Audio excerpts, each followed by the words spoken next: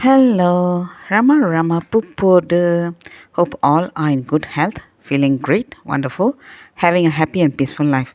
Now let's continue with the next devotee, H.C. Khanna.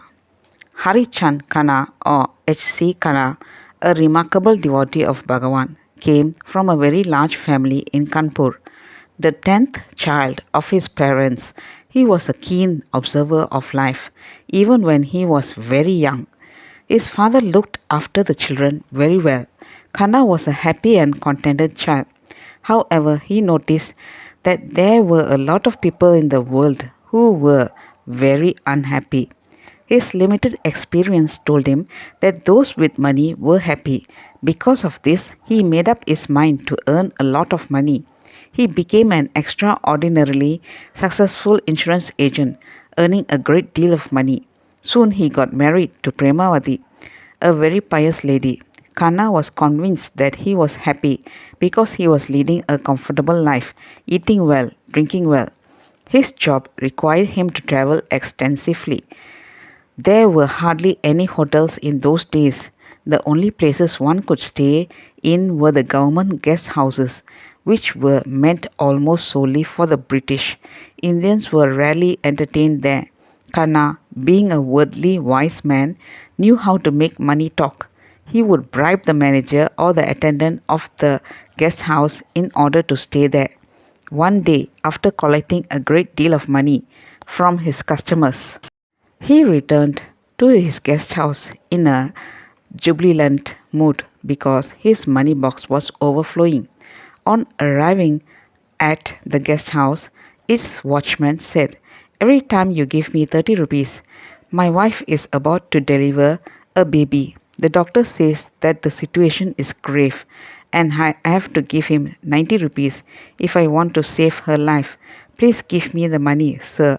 I will not take any money from you the next 3 times." This was an enormous amount of money in those days because the watchman's salary itself would have been just around 15 rupees. Khanna, however, was in a different frame of mind. He flung 300 rupees at the watchman and ordered, "Go, get me my drinks and the best non-vegetarian food available. We will look into your pliers later."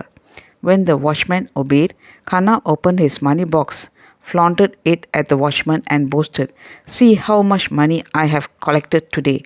He was so intoxicated by his own success that he forgot to close the box. Not only that, he even forgot to lock his room from inside.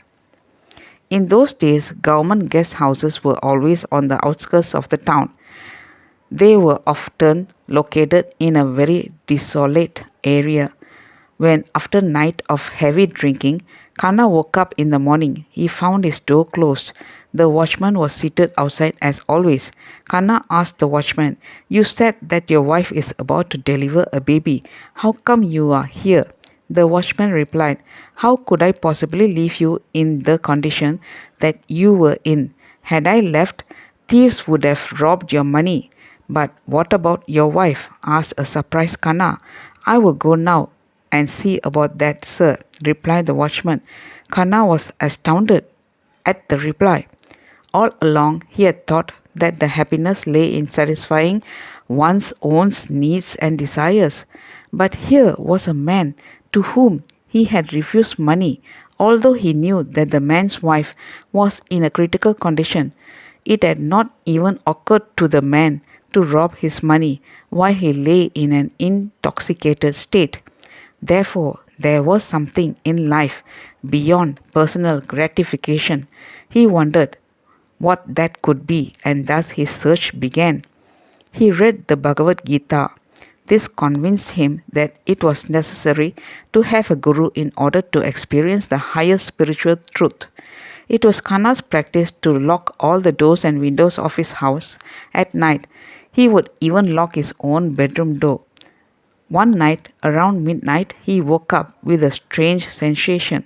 He had a feeling that someone was in the room.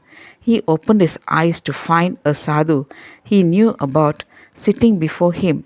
The sadhu's legs were deformed. The sadhu spoke to him and said, "Come to me at 4 in the morning." Khanna woke up his wife and told her what had happened. He told her that they would visit the sadhu in the morning. Meanwhile, the sadhu informed his disciple that a great Mahatma was coming, and in order to receive him, he would have to be lifted up and placed outside the gate. When Khanna saw the sadhu, he was thrilled and thought that this was his guru. However, the lame sadhu said, I am not your guru. Ramana Maharishi is your guru. Khanna was dumbstruck because he had never heard of Ramana Maharishi before.